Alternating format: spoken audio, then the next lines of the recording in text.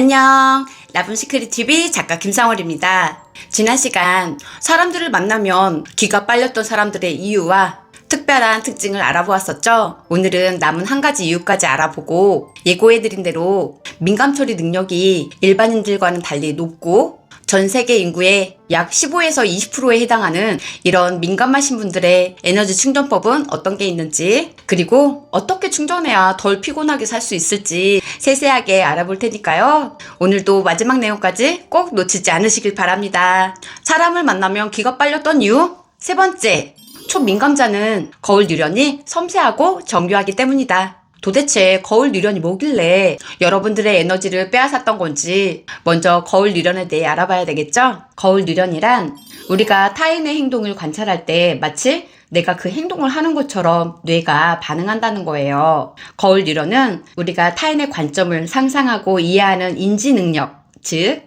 마음 이론과 관련이 깊습니다. 쉽게 얘기해 거울 유련을 따라쟁이, 공감, 또는 모방의 신경세포란 뜻이에요. 여러분 혹시 이런 경험 있지 않으세요? 졸립지도 않은데 앞사람이 하품을 하면 나도 모르게 따라합니다. 앞사람이 오징어를 먹으면 무의식적으로 나도 따라 먹게 되죠. 네, 이때 거울 유련 신경세포가 작용한 거예요. 거울 유련이 뛰어나다는 것은 그만큼 공감 능력이 높다는 의미이므로 분명 좋은 것이지만 하지만 누구나에게 다 좋은 것은 아니에요.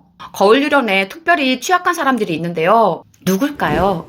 네, 여러분들처럼 초민감자, 엠파스입니다. 왜냐하면 거울 유련은 단순히 행동뿐만 아니라 타인의 표정, 목소리, 상황, 감정까지 그대로 모두 흡수해버리기 때문이에요. 후각, 청각, 시각, 촉각까지 섬세하고 정교하게 움직입니다. 상황을 걸러내는 필터 기능이 작동하지 않아요. 그저 충실하게 스펀지처럼 다 빨아들여요. 방어 능력 또한 없습니다. 따라서 배터리 소모가 클 수밖에 없는 거죠. 시끄러운 파티, 나이트, 전체 회식, 대규모의 모임, 목소리가 크고 말이 빠른 사람, 욕을 입에 달고 사는 사람, 식당 옆 테이블에서 다리 떠는 사람, 큰 소리로 통화하는 사람, 이어폰도 안 꽂고 유튜브 보는 사람, 시끄럽게 뛰어다니는 아이들, 달그락달그락 설거지하는 소리, 의자 끄는 소리, 음악 소리, 답답한 히터까지. 이런 상황을 보통 사람들은 식당, 회식하는 사람들이라고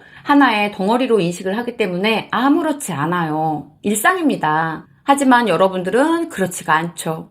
상황, 사물, 소리, 사람들의 표정 하나하나, 감정까지도 세세하고 정교하게 읽혀지는 거예요. 즐거운 사람, 지루한 사람, 눈치 보는 사람, 아부 떠는 사람, 자기 말만 떠드는 사람, 한 명 한 명의 부정 에너지, 긍정 에너지가 그대로 흡수됩니다. 함께 간 좋은 사람들, 맛있는 음식 다 필요 없고 이쯤 되면 여러분들은 그저 빨리 집에 가 쉬고 싶을 뿐이에요. 다른 사람들은 이 분위기에서 에너지를 얻고 즐거워하는데 도대체 나만 왜 이러는 걸까요? 결론부터 말씀드리자면 초민감자의 거울 유련은 섬세하고 정교하기 때문이에요. 일부러 의식적으로 그러려고 한 게 아니라 그냥 나도 모르게 그렇게 돼버리는 거예요. 그러니 에너지 소모가 얼마나 크겠어요. 이때 엠파스들이 흔히 겪게 되는 게 있어요. 바로 공감피로라는 건데요. 공감피로란 타인의 고통, 감정을 지속적으로 공감하는 과정에서 정서 자원이 고갈되는 신경, 심리적 상태를 말합니다. 타인의 고통이 간접적으로 흡수된 이 공감피로가 위험한 진짜 이유는 2차적 외상으로까지 이어질 수 있기 때문이에요. 우울, 불안, 두통, 수면장애, 신체 증상으로까지 이어지게 되거든요. 그럼에도 불구하고 공감 능력은 매우 뛰어난 감정이고 여러분들은 분명하게도 고차원의 사랑의 기술을 갖고 계신 아주 특별한 분들이라는 사실에 자부심을 가지셨으면 좋겠습니다. 단, 이 뛰어난 능력 덕분에가 아니라 이 능력 때문에 2차적 외상을 겪게 되고 불필요한 에너지 손실로 삶의 질이 낮아진다면 지금이야말로 문제를 직면해야 하는 가장 좋은 시기가 아닐까요? 나와 맞지 않는 연료를 사용하며 살 필요가 없습니다. 이제부터 여러분에게 딱 맞는 고급 연료 찾는 방법 뜸들이지 않고 바로 공개할 테니 다시 한번 집중해주세요. 구독, 좋아요, 사랑의 댓글은 사랑의 연료입니다. 꾹 눌러주세요. 감사합니다. 여러분들의 뇌는 시끄러운 공간, 검증되지 않는 불특정 다수와의 만남, 조직화된 시스템에 아주 취약하다는 사실을 알고 계신가요? 이런 환경에선 배터리가 충전되기는커녕 오히려 방전이 돼버리고 말아요. 왜냐하면 나와 맞지 않는 연료이기 때문이죠. 내가 사회성이 부족한가? 자책하지 마세요. 이제부터 여러분들만의 속도와 방향을 찾으시면 됩니다. 초민감자의 에너지 충전 방법 첫 번째, 자연 속에서 산책하기. 초민감자, 즉 엠파스들이 과부하가 걸리는 가장 큰 이유는 너무 많은 감각이 한꺼번에 빠른 속도로 깊게 들어오기 때문이에요. 예민하고 쉽게 기빨려 하는 분들이 공통적으로 좋아하는 게 있습니다. 뭘까요? 자연, 조용한 공간, 나만의 시간이에요. 여러분들도 동의하시죠? 자연이야말로 여러분들에게 최적의 방대한 충전소가 되는 거죠. 하지만 처음부터 거창하게 맨발 걷기, 만보 걷기, 전국 유명산 등반하기, 이렇게 무리한 목표는 금물이에요. 왜냐하면 너무 큰 목표는 오래 유지할 수 없기 때문이죠. 아주 작은 습관의 힘의 저자 제임스 클리어도 무엇이든 쉽게, 재밌게, 단순하게 만들어라 라고 말했어요. 결과가 아니라 과정을 좋아하게 되면 그 일을 더 오래, 더 만족하며 할 수 있다는 거죠. 오늘의 목표를 잘게 쪼개 작게 시작하고 쉽게 실행하기. 매일매일 행복감을 느끼게 되면 탐욕스러운 우리의 뇌는 그 일을 또 하고 싶어 해요. 왜?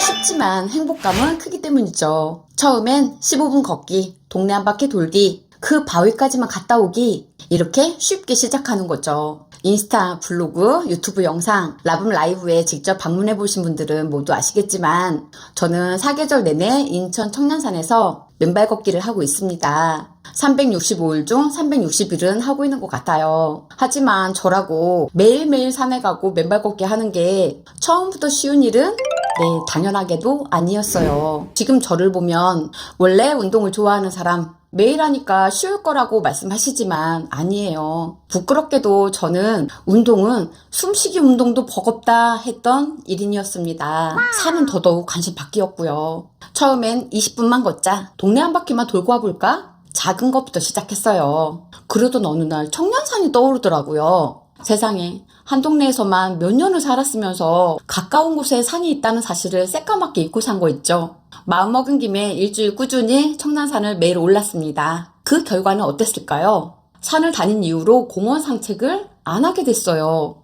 왜냐하면 똑같은 시간을 운동하더라도 산이 훨씬 재밌고 힐링이 더 많이 됐기 때문이에요. 소나무, 자작나무, 신갈나무, 다양한 꽃과 버섯, 고양이, 다람쥐, 새들의 쥐적임, 산을 들어서는 순간부터 뿜어져 나오는 피톤치드와 햇빛을 통해 얻게 되는 비타민 D, 산들바람, 맨발 걷기를 하면서 발 전체에 흡수되는 대자연의 에너지. 처음엔 단순히 마음 정화 목적으로 작게 시작한 산행이 꾸준히 하다 보니 마음의 안정은 물론이고 불면증이 개선이 되고 혈액순환, 근육 건강, 아토피 개선 등 몸의 건강으로까지 선순환이 이어지게 되었습니다. 엠파스처럼 감정 소모가 많고 쉽게 기빨리시는 분들이 가장 먼저 해야 되는 에너지 충전법은 바로 자연과 함께 하는 거예요. 산에선 누구의 비유도 맞출 필요도 없고 불필요한 말을 할 필요도 없습니다. 나무 한번 보고 파란 하늘 한번 보고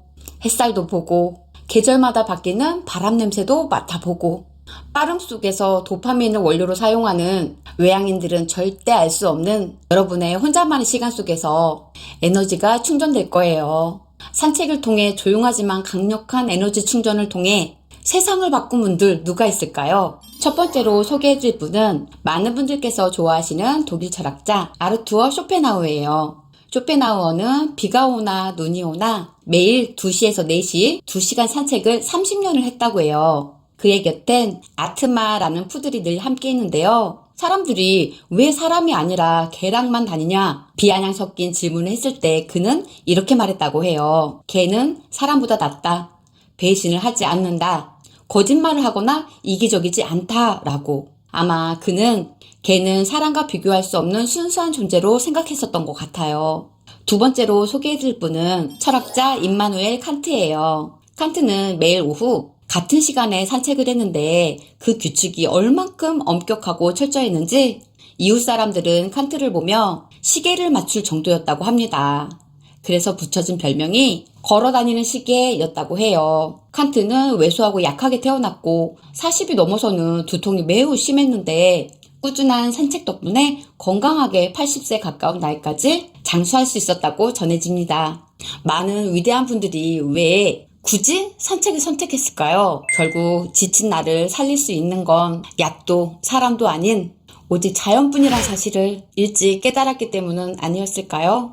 두 번째, 낮잠 자기. 이명이 생길 정도로 무방비한 상태에서 나를 괴롭히는 생활 속 잡음. 친하니까 이 정도는 들어줄 수 있는 거 아니야? 하면서 쉴 사이 없이 떠드는 사람. 공감 능력이 전혀 없어. 1분만 마주하고 있어도 숨이 탁탁 막히는 나르.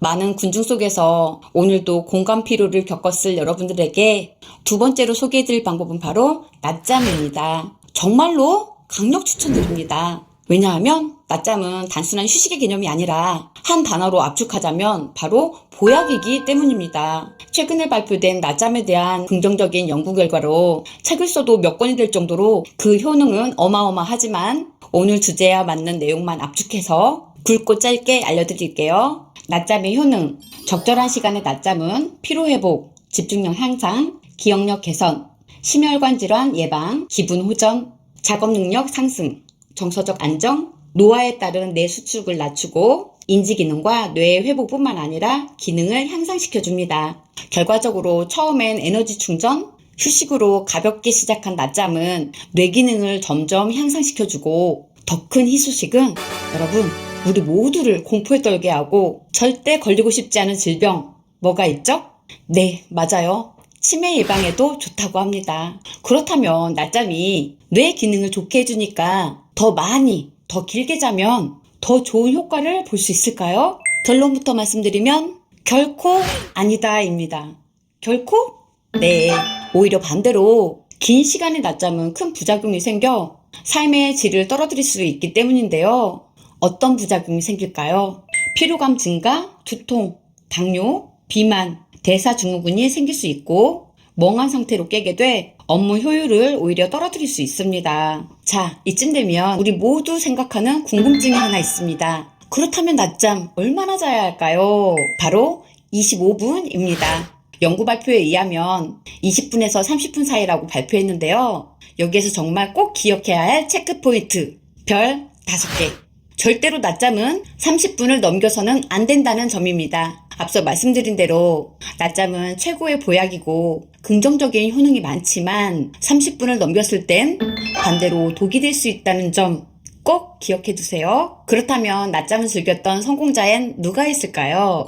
일부 영상에선 석유왕 존 로펠러를 소개해 드렸었습니다. 오늘은 발명가 토머스 에디슨 이야기를 해드릴게요. 나는 하루 4시간만 자면 충분하다 라고 말할 만큼 그는 잠을 적게 자기로 유명했다고 하는데요. 이건 사실 확실치 않다고 합니다. 하지만 진짜 확실한 사실 하나가 있습니다. 바로 에디슨은 낮잠 매니아였다는 사실이에요. 그는 낮잠을 단순히 휴식의 개념을 뛰어넘어 창조의 도구를 활용했다는 스토리는 너무 유명합니다. 에디슨은 아이디어가 생각나지 않을 때 낮잠을 이용합니다. 잠깐의 낮잠을 영감을 끌어올리는 도구로 삼은 거죠. 그런데 그 방법이 참 독특해요. 행여나 잠에 너무 깊이 빠지면 아이디어를 잊어버리게 될까봐 잠을 잘 때 양쪽 손에 쇠구슬을 쥐고 잠을 청했던 거예요. 잠이 들고 꿈을 꾸기 시작하면 근육이 풀리면서 손에 쥐고 있던 쇠구슬이 또르르 굴러 떨어지게 됩니다. 쇠구슬은 미리 갖다 놓은 의자 및 금속 냄비에 탕 하고 떨어져요. 이때 에디슨은 그 소리에 잠이 깹니다. 이 장치가 단순히 잠을 깨우기 위한 도구였을까요?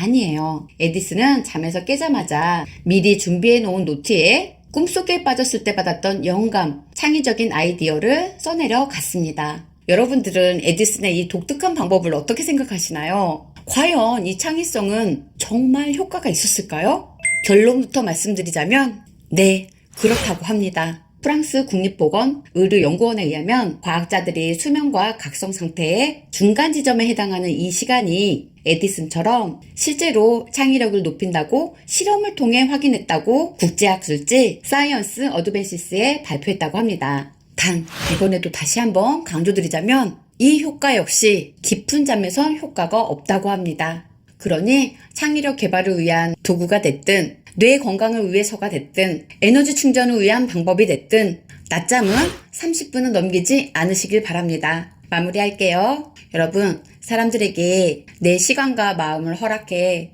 매번 상처받으셨죠? 그래서 때때로 주체하지 못할 나락에 떨어져 보기도 하고요. 하지만 여러분, 그거 아세요? 나에게 상처를 준 그 사람은 여러분들이 상처를 받았다는 사실조차 모른다는 사실을요. 억울하지 않으세요? 내 시간과 돈, 건강, 에너지 모두를 주면서까지 내 마음은 진심이었는데 상대는 알아주기는커녕 그 사실조차 몰랐다니요. 내게 남은 건 상처뿐인데요. 이제부터 남들보다 더 예민하고 섬세한 나를 토닥토닥 알아차림하면서 살기로 해요. 나를 지킬 수 있는 건 언제나 나밖에 없습니다. 오늘 알려드린 산책과 낮잠 시간 확보하셔서 어제보다 더 건강한 반짝반짝 빛나는 최고의 오늘이 되시길 기원합니다. 그 길에 저도 죽는 날까지 늘 함께 동행하겠습니다. 여러분 사랑합니다. 안녕하세요. 저는 하루 1시간 음악의 힘, 하루 10분 내면아이 치유하기 2권의 책을 쓴 내면아이 치유 작가 김상월입니다. 그리고 현재 인천 연수구 연수동에서 8년차 라붐 라이브를 운영 중입니다. 라붐 라이브는 상처받은 사람들의 이야기를 공유하고 음악으로 치유해주는 치유 공간이자 힐링 공간이에요. 저 역시도 몸도 마음도 너무 아파 삶의 끈을 놓아버릴까 진흙밭에서 허우적거리던 때가 있었어요. 그러다 어느 날 문득 내 안에 나를 발견하게 되었고 기적처럼 꿈같이 바뀐 저를 보며 한때의 저처럼 지금 너무 힘든 분이 계시다면 도움이 되고 싶다, 돕고 싶다 해서 탄생된 게 지금 여러분들이 보고 계신 라붐 시클릿 TV입니다. 맨발 걷기, 걷기 운동, 소금물 마시기, 음식 건강, 뇌 건강, 인간관계에서 겪게 되는 상처 극복법, 내 마음 알아차리는 방법들의 영상들이 그렇게 해서 탄생하게 되었습니다. 책을 읽고 싶지만 몸이 안 좋아서 시간이 없어서 못 읽으시는 분들을 위해 책 덕후인 제가 읽은 책의 지식과 고급 정보와 저의 경험을 바탕으로 몸마음 챙김, 동기부여 팍팍 드릴 테니까요. 앞으로도 라붐 시클릿 TV 많은 관심과 사랑 부탁드립니다.